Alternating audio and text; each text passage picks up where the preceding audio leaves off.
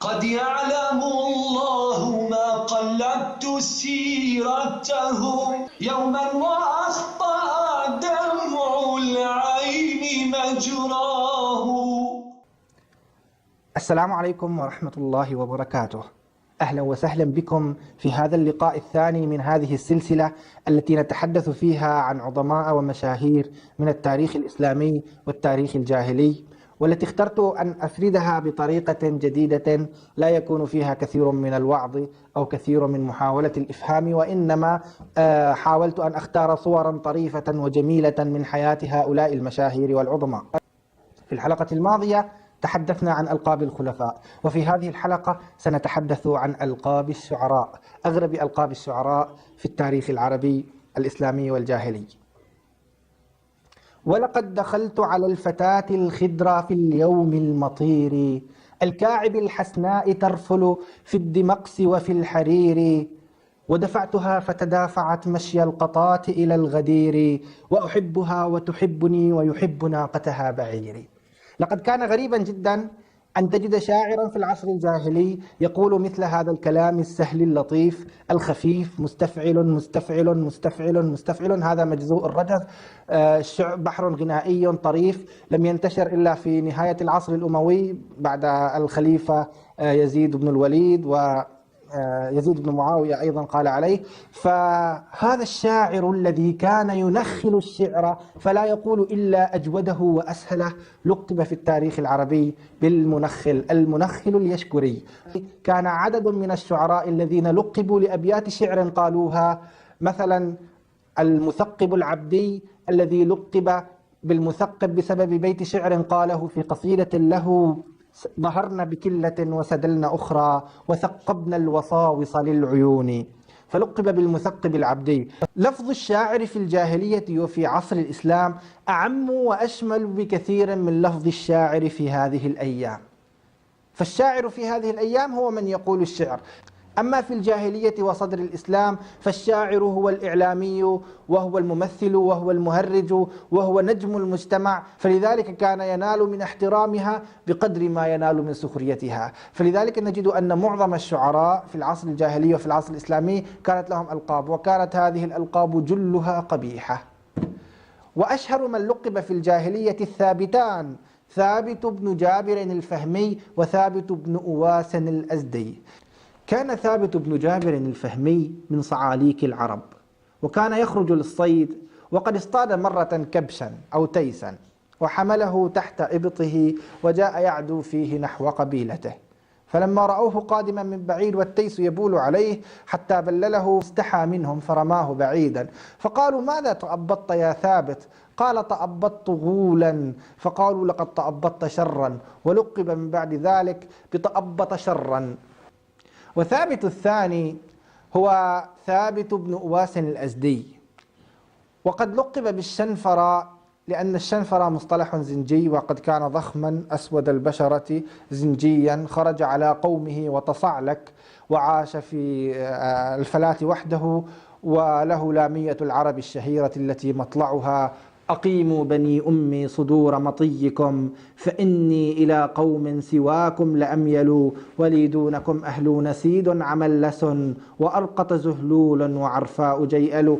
ولقب بالشنفر لأن الشنفر في اللغة الزنجية تعني ضخم الشفتين أسود البشرة، سنفر. وعلى هذا صارت كل الألقاب في الجاهلية، فكانت كل ألقاب الشعراء ألقابا ذميمة يستخدمها الناس للسخرية من هذا النجم المحبوب لديهم أو الذين يريدون هجاءه، كالحطيئة. والحطيئة جرول بن أوس العبسي لقبته أمه بالحطيئة لأنه كان بذيء اللسان، كان دائما كثير الهجاء، لم يقل إلا هجاء، حتى أنه كان يهجو نفسه. فحين كان يفتخر الشاعر العربي: أنا الرجل الضرب الذي تعرفونه، خشاش كرأس الحية المتوقد، هلا سألت الخيل يا ابنة مالك إن كنت جاهلة بما لم تعلمي، إلى آخره. كان الحطيئة يقول عن نفسه: أرى لك وجها قبح الله شكله، فقبح من وجه وقبح حامله. وشتم أمه فقال: تنحي فاجلسي عنا بعيدا أراح الله منك العالمين، لسانك مزبر لا خير فيه وموتك قد يصر الصالحين. حتى أن سيدنا عمر بن الخطاب سجنه في بئر لأنه هجا الصحابي الجليل الزبرقان بن بدر التميمي وكان من سادة العرب، فقال له: دع المكاسب، دع المكارم، لا ترحل لبغيتها، واقعد فإنك أنت الطاعم الكاسي. ومثل الحطيئة الأخطل، الأخطل هو السفيه أو هو الحمار الصغير الكر الجحش. لقبته زوجة أبيه بالأخطل لأنه كان سفيه اللسان منذ صغره، وقد كان تغلبيا على دين النصرانية، وهو أحد شعراء النقائب الثلاثة. لكن أغرب لقب لشاعر من شعراء النقائب كان لقب جرير بن عطية الخطفي ابن المراغة. وابن المراغة، المراغة هي الحمارة التي لا ترد حمارا، لقبه الفرزدق بذلك متهما إياه بأن أمه كانت ترعى الحمير، فلقبه بابن المراغة. يا ابن المراغة والهجاء إذ التقت أعناقه وتماحك الخصمان، ما ضر تغلب وائلا أهجوتها أم بلت حيث تناطح البحران. وقال هذه القصيدة يدافع عن الأخطل. الفرزدق أبو فراس همام بن غالبا التميمي المجاشعي، ولقب بالفرزدق لأن وجهه كان كقرص العجين، وقرص العجين بالفارسية برازدة، ويعرب بالفرزدق ويجمع على فرازق، وهي كلمة نحن نستخدمها عن بسكوت العيد نسميه البرازق، ومفردها فرزدق. ويقولون أنه لقب بالفرزدق لجماله، يقولون ذلك، ويقولون أنه لقبحه. ولكن من كرم الله على جرير أنه لم يشتهر بلقب ابن المراغة، وإنما عرف باسمه جريرا. ولكن ابن الحمارة هو لقب لشاعر غرناطي أندلسي عاش في القرن السادس الهجري، كان تلميذا لابن باجة، ولا يعرف عنه الكثير، لكن يعرف أنه كان شاعرا رقيق الشعر جميل الأدب، ولم يكن اسما على مسماه. ومن شعره الذي كان يكثر فيه من ذكر الليل وذكر الأرق: عن النوم سل عينا به طال عهدها، وكان قليلا في ليال قلائل، إذا ظن وكرا مقلتي طائر الكرى، رأى هدبها فارتاع خوف الحبائل. وشاع في القرن الأول الهجري وعصر بني أمية ألقاب المحبين الذين كانوا ينسبون إلى محبوباتهم، ككثير عزة وجميل بثينة ومجنون ليلى وعبيد الله بن قيس الرقيات. وكثير عزة لقب بكثير عزة لأنه تشبب بعزة الكنانية، ويقولون أن حبه لم يكن صادقا لها، رغم أنه لقب كثير عزة لكنه لم يشتهر من شعره إلا قصيدة في الفخر ألقاها أمام عبد الملك بن مروان. احتقر عبد الملك بن مروان شكله ومظهره، فقال: أن تسمع بالمعيدي خير من أن تراه. فقال له كثير عزة: ترى الرجل النحيل فتزدريه، وفي أثوابه أسد هصور. وقصيدته هذه من النظم. ولكن أشهر من اشتهر من هذه الطائفة قيس بن الملوح مجنون ليلى، الذي تغزل بابنة عمه ليلى العامرية، وقد كانوا من بني ربيعة من سكان النجد. ويقول بعضهم أنها شخصية من خيال العرب أو من خيال الرواة والقصاصين. وكذلك عبيد الله بن قيس الرقيات التي تغزل ب4 كلهن تسمى برقية. وعلى هذا صارت ألقاب الشعراء في العصر الأموي والعصر العباسي، فلقب أبو العتاهية بأبي العتاهية لأنهم يقولون أنه في شبابه كان قد تعته في حب جارية يقال لها فوز، رغم أنه في آخر حياته تنسك واعتزل المجون.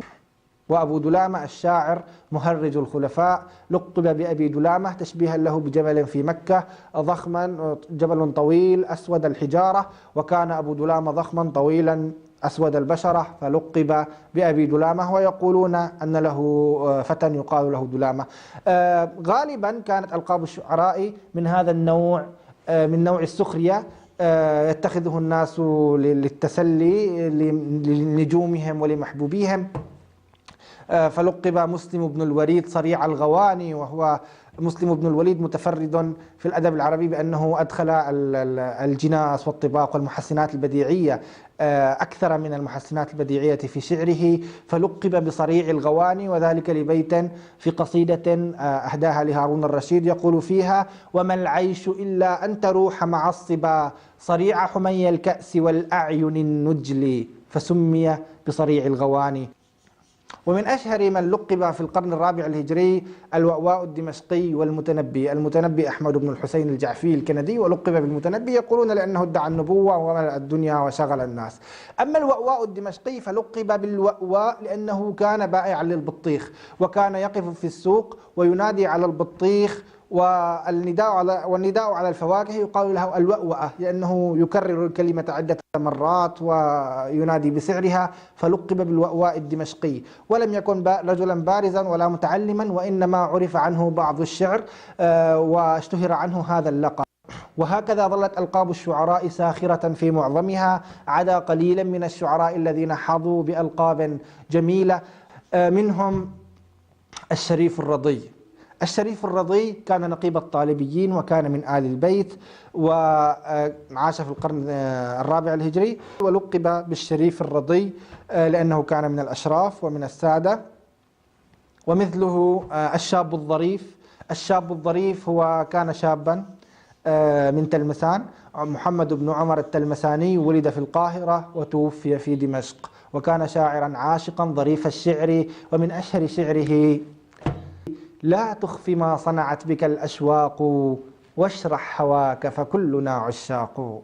وتوفي في 27 من عمره، ولقب بالشاب الظريف. نأمل أن يكون هذا اللقاء قد أمتعكم، وإلى لقاء آخر نتحدث فيه عن أغرب ألقاب الأدباء. أستودعكم الله، والسلام عليكم ورحمة الله وبركاته. قد يعلم الله ما قلبت سيرته، يوما وأخطأ دمع العين مجراه.